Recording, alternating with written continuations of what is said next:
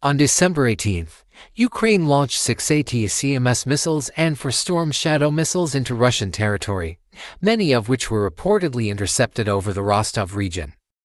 Russia later announced it would respond swiftly and appropriately. Yesterday morning, December 20th, it seems Russia carried out its threat. Notably, Russia's missile attacks targeted the capital, Kyiv. Explosions were reported starting around 7 a.m. in Kiev and the nearby Vasilkov area, home to a military airbase. The Russians used Kinzhal ballistic missiles and the Iskander-M or Kn-3 systems. Ukrainian media did not confirm that missiles struck targets in Kyiv, but reported that debris from missiles intercepted by Ukrainian air defense fell across 3 districts of the city. Meanwhile, images from the scene revealed this is one of the most significant damages in Ukraine's capital recently. The Golosivsky and Shevchenskovsky districts suffered the heaviest impacts, severely damaging to shopping centers. More debris fell in the Dnieper, Pechursk, and Solomensky districts, spreading almost throughout the city. At least 1 person was killed, and dozens were injured in the attack.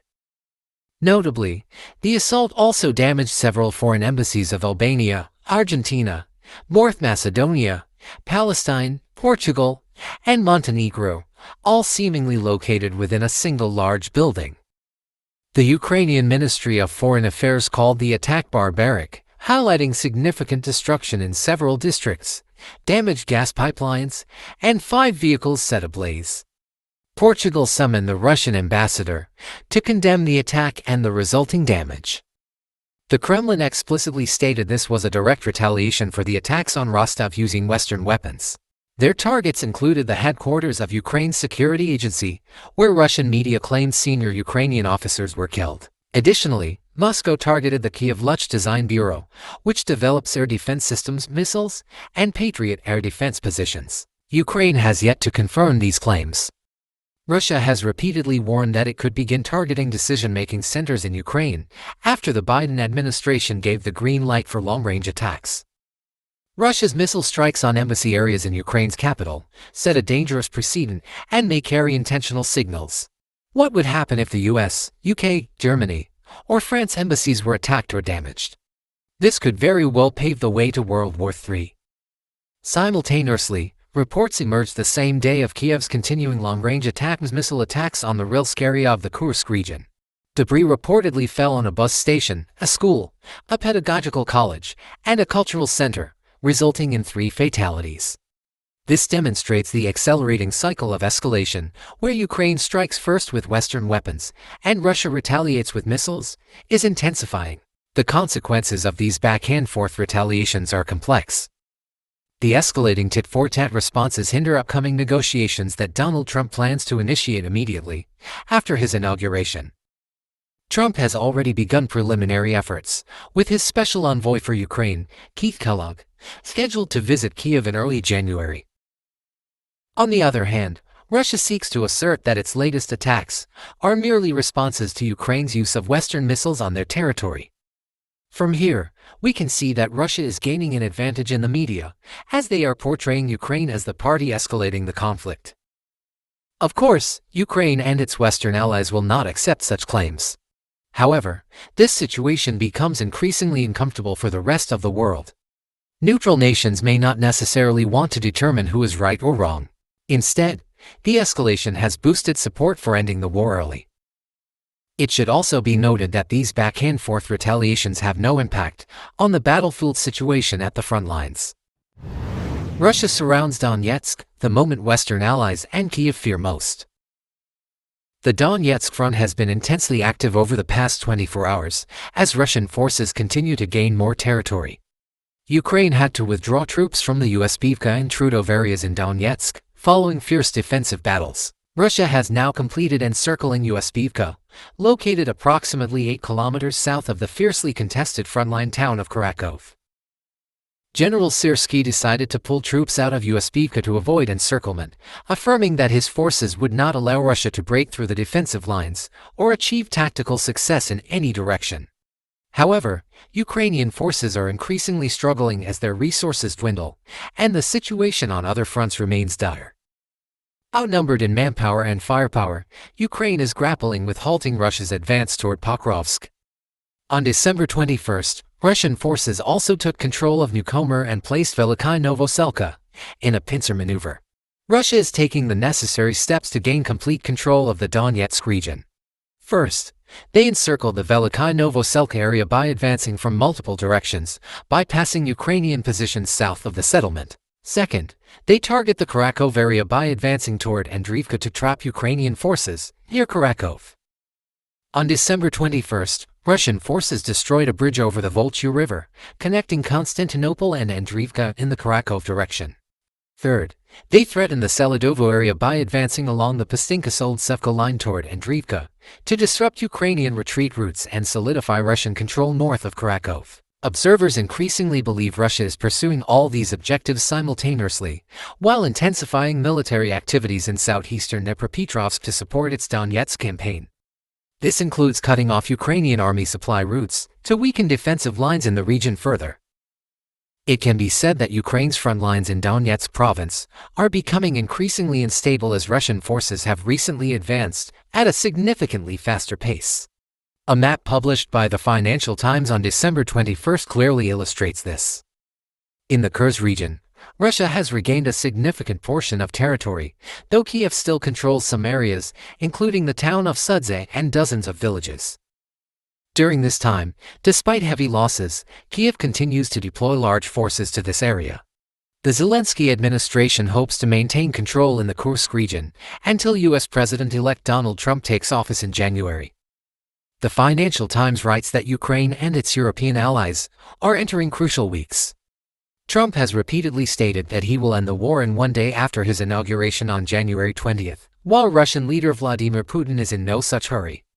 Kyiv and its allies aim to seize the initiative on the battlefield before Trump's inauguration to demonstrate that Ukrainians are winners. The coming weeks will be a decisive phase of the war, as Kyiv attempts to stabilize defensive systems and strengthen its position in the east. Ukraine hopes to slow Russia's advance, believing it will help persuade the U.S. president-elect to support them. However, the article also clarifies that the Kyiv administration is unlikely to restrain the more numerous and better equipped Russian forces. Regarding Western allies, the Financial Times offers the following assessment. European leaders have long argued that no settlement should be imposed over Ukrainian heads. The same also applies to them. No peace in Ukraine without the Ukrainians, no security in Europe without the Europeans, French President Emmanuel Macron said on a visit to Warsaw earlier this month. But Europe is hardly in the best position to reach the negotiating table.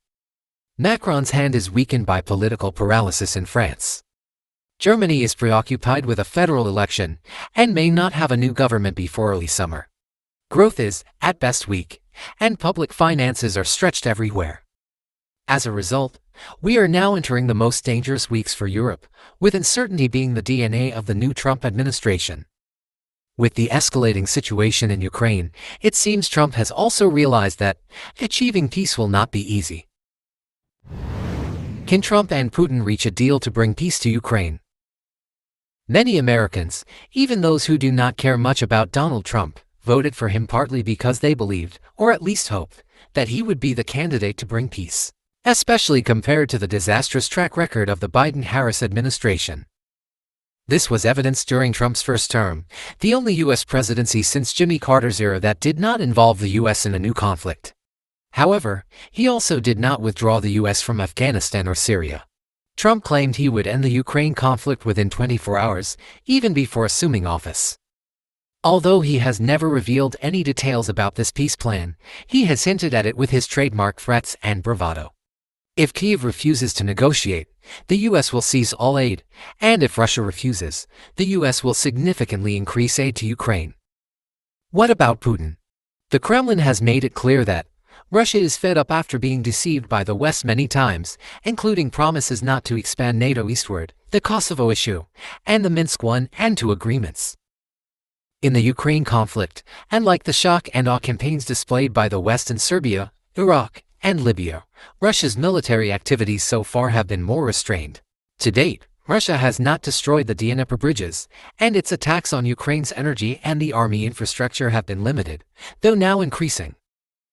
Russia has also not removed the Kyiv regime's leaders, and all these moves point to seeking a reasonable agreement rather than resolving everything with preemptive force. It should be noted that when the conflict began, foreign embassies left Kyiv and moved to live in western Ukraine. The US and Europe even considered altogether abandoning Ukraine and forming a government in exile led by President Zelensky. This implies that the West believed the Russians would quickly capture the entire Ukraine, leading Moscow to face a prolonged Afghan-style insurgency, bleeding it dry and ultimately resulting in regime change in Moscow. Unexpectedly, the Russians did not act as the West predicted. Instead, Putin's approach has been to apply pressure to force the Kyiv government to surrender, and from the beginning, they showed the West that Russia was serious about negotiating.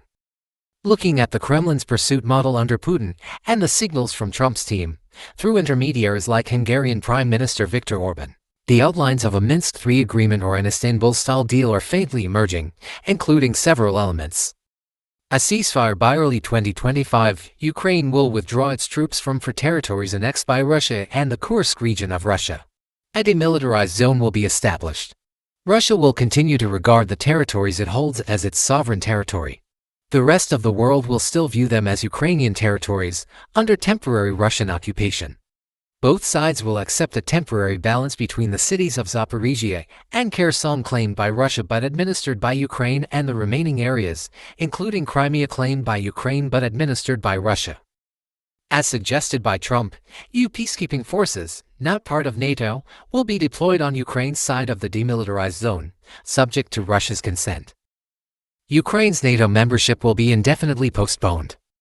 Security guarantees, the US, NATO, and Russia will sign an updated version of the 1994 Budapest Memorandum, possibly in the form of a treaty, ensuring Ukraine's territorial integrity considering temporary agreements, its neutral status, and a ban on foreign troops on Ukrainian territory except for forces present in the demilitarized zone. Demilitarization guarantees strict limits on the size and composition of Ukraine's military and the deployment of foreign forces and weapons on its territory. Denazification guarantees parties and movements with extremist neo-Nazi ideologies will be banned. Elections will be held in the remaining Ukrainian territories, and banderist neo-Nazi groups will be formally illegal. Kyiv will commit to protecting the Russian language, culture, and the Eastern Orthodox Church. The West will promise to lift sanctions in stages and return frozen or confiscated Russian assets. It remains unclear whether Russia will relinquish its immediate military position in exchange for these promises and accept the ceasefire agreement. However, President Putin has stated that Russia is ready to negotiate with Ukraine without preconditions, based on the Istanbul agreements and considering the on-the-ground situation. Yet, Russia will only deal with a legitimate president of Ukraine. Thus, when it comes time to sit at the negotiating table, whether Zelensky will still be the legitimate president of Ukraine remains to be seen.